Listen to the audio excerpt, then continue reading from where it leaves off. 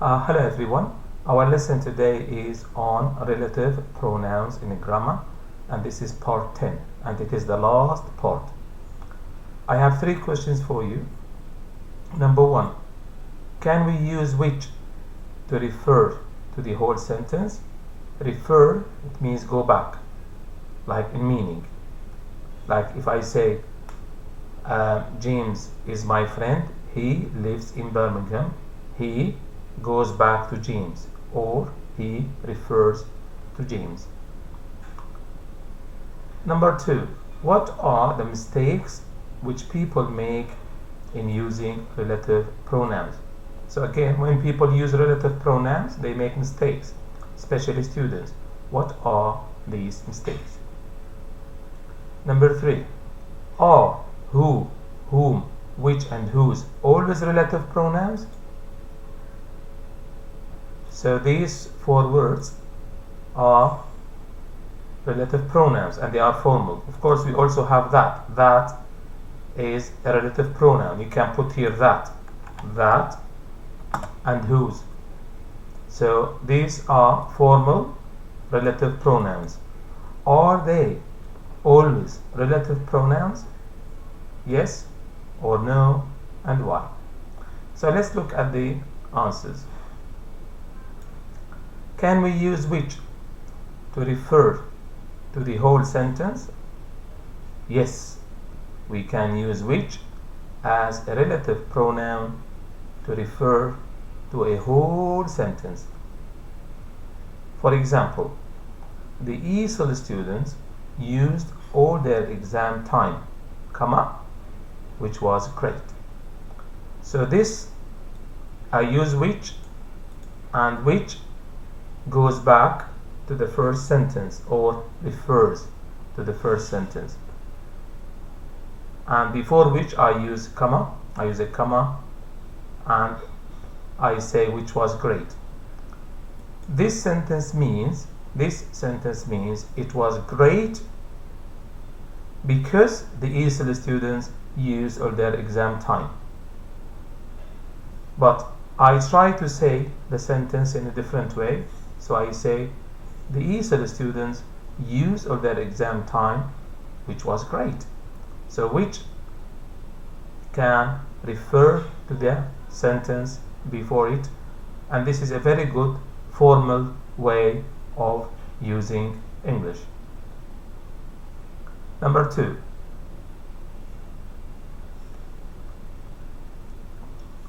what are the mistakes which people make in using relative pronouns? Mistake number one, people confuse whose and whose. So this word and this word have the same pronunciation. We say them in the same way. But this one is a formal relative pronoun. This one means who is. But I delete I and I use an apostrophe. So this one and this one are different. Whose means who is. So whose book is this? It means who does this book belong to. So this is the relative pronoun. I have to, or this is the question word, sorry, whose here is not a relative pronoun, it is a question word, and I spell it as W-H-O-S-E. If you use this one, it's wrong. You can't say who is book is this. I repeat, whose and this is whose, they have the same pronunciation, but this is a relative pronoun and it is a question word. This one means who is. So here, whose book is this? Whose is a question word. I use it to ask about the owner of the book. Or you can say whose is this book. Whose book is this, or whose is this book. So whose here is a question word. Here, who is coming to the party? Who is coming to the birthday party? So here, who is, who's coming. But why people make this mistake? Because when you speak, you say whose, and when you listen to whose. But this whose in front of you, this whose means who is coming to the party. So who is coming to the birthday party? So don't confuse whose and whose in your writing. In speaking, people can't, tell you if you are right or wrong, but in writing, people can see your spelling, and if you confuse this one whose and this one whose, it means you are making a grammatical mistake, a big grammatical mistake. The mistake number 2. Which mistake do students make in their writing? People spell which as W-I-C-H. They forget the H. And this is a mistake. This is wrong, of course. So how do you spell which? W-H-I-C-H.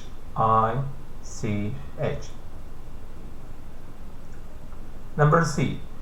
People repeat the noun or pronoun which the relative pronoun replaces. Example, I will explain. I met a manager. The manager is helpful. Now, when I explained in my videos before, and I put 9 videos on relative pronouns, and this is number 10, I said, I met a manager. The manager is helpful.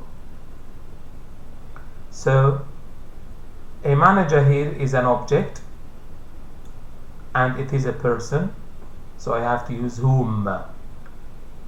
So if you use whom, do not repeat the noun, because whom takes the place of manager.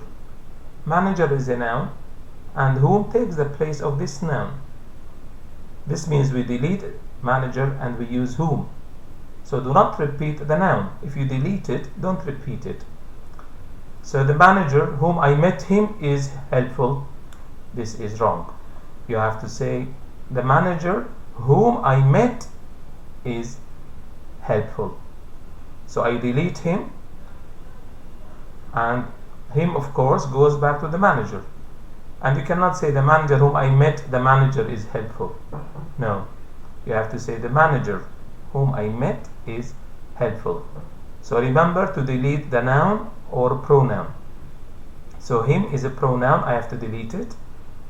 And also the manager, I have to delete it, because whom takes the place of the manager. So I read the explanation for you. Manager is a person. In the first sentence, manager is an object, and in the second sentence, manager is a subject. So I can use whom. I replace a manager in the first sentence with whom, and I put whom before I met. This means it is wrong to use him, I met him, and it is wrong to say I met the manager. The manager whom I met, the manager is helpful? No. The manager whom I met him is helpful? No. The manager whom I met is helpful. The manager whom I met is helpful. So remember to delete the pronoun or the noun, because whom takes the place of an object, and this object is a noun or a pronoun. Of course, I can say here I met him if you want. I'll show you a different one. I met him. The manager is helpful. I met him. This is another way of explaining this for you. The manager is helpful. I met him. So you have to say the manager whom I met is helpful. Don't repeat. You have to delete him. Of course, you can say I met the manager. You can say I met him. But when you join the two sentences, you must delete him, or you must delete the manager. If I say I met the manager, you must delete the manager. If I say I met him, you must delete him. So you delete him, and whom takes the place of him. So this is a mistake which people make when they use relative pronouns. I put whom after the manager. Again, I explain this for you.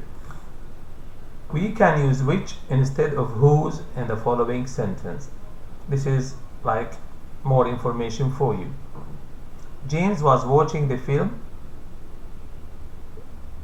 Sorry, this is a mistake. You can't say film and movie. Again, typing mistake. James was watching the film whose title is Titanic. James was watching the film, the title of which is Titanic. So you can say whose title is Titanic, the film whose title is Titanic, or the film, the title of which is Titanic. But as you can see, we use a comma here before the title of which. Before the title of which I use a comma. This sentence is very difficult for you. Maybe it's like level 1, level 2 sentence, but still it's useful. And as you can see, this is part 10 of the relative pronouns. So it must be difficult for, basic or elementary or even intermediate students. But this is easy for you. I explained it in part 2 and 3 and 4. James was watching the film whose title is Titanic. Number D. In non-defining relative clauses, we cannot use that. And I explained this many times. Do not use a comma before that instead of who or whom or which. Again, we cannot use that instead of who or whom or which. So students always like to improve their English, comma. If you see a comma, don't use that after it. I mean that as a relative pronoun. So you cannot say students always like to improve their English, comma, that is very poor. No, it's wrong. I put it in red. That is in red. Which is in blue. So which is correct, that is wrong. Students always like to improve their English, comma, which is very poor. So here I can use which and I can use comma, a comma before which, but don't use a comma before that as a relative pronoun. Number E. We do not use what as a relative pronoun. This is again a mistake which students make. Scarlett works hard to improve her English. What helps a lot in her exam? This is wrong. I cross it out. I delete it.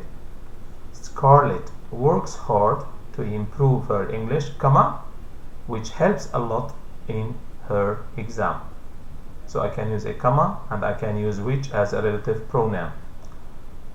And in this sentence, which refers to the whole sentence. It goes back in meaning to the whole sentence before it.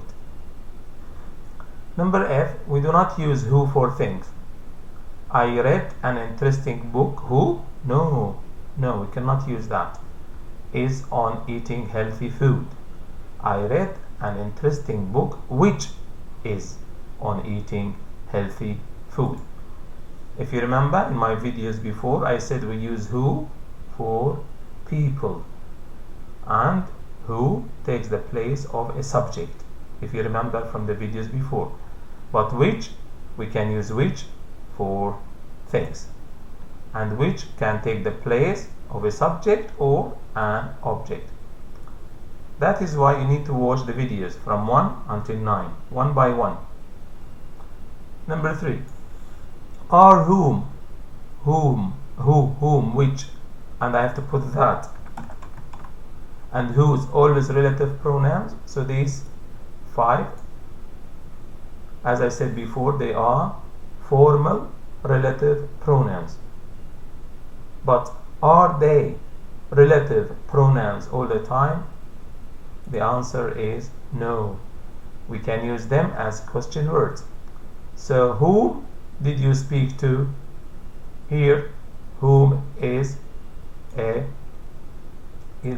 used to ask a question. It's a question word. I can say to whom did you speak? And I explained to you, I said this is informal because I use to as a preposition at the end of a sentence. To whom did you speak? This is formal because I use to and then I use a relative pronoun. So again, Whom here is a question word. Whom here is a question word. Which pen do you like? This is which, and I use which as a question word. Whose birthday is it today? I use whose as a question word.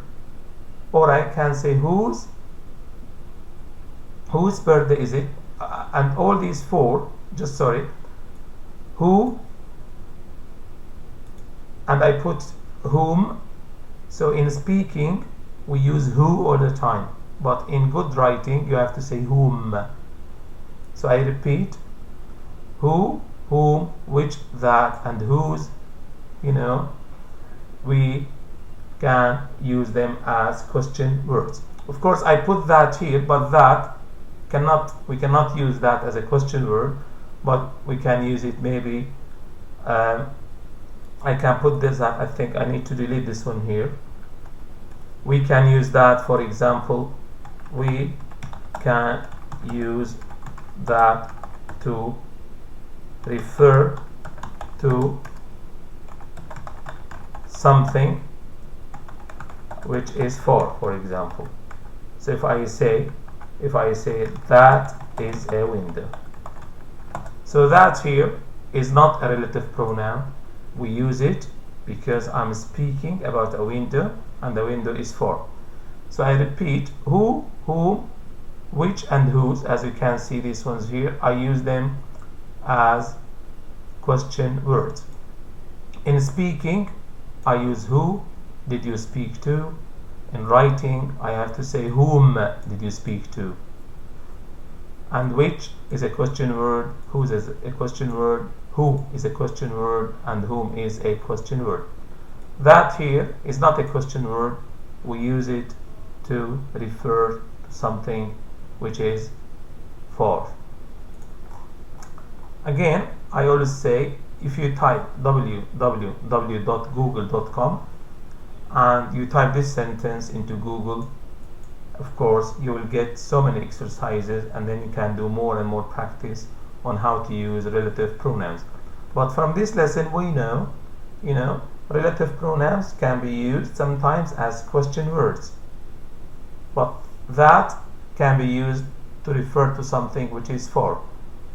But who, whom, which, and whose can be relative pronouns, and they can be question words. So this is the end of the lesson. Thank you for watching. Please watch it again and again, and write any information you need until you understand how to use the relative pronouns confidently. Thank you for watching. Thank you.